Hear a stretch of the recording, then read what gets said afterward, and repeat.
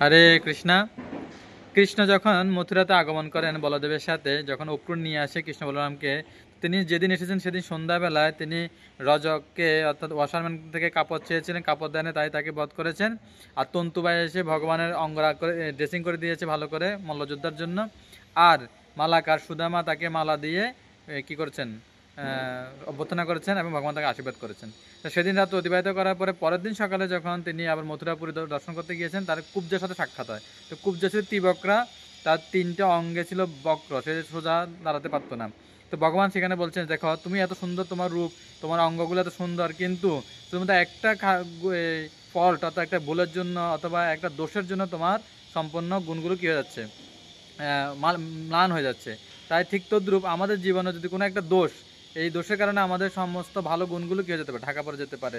তাই আমাদের খেয়াল রাখা উচিত কোন দোষটার কারণে আমার খারাপ ভালো গুণগুলো দোষ ঢাকা পড়ে যেতে পারে। তাই সেই দোষটাকে আমরা চাইবো কি করার জন্য, সংশোধন করার জন্য। হরে কৃষ্ণ।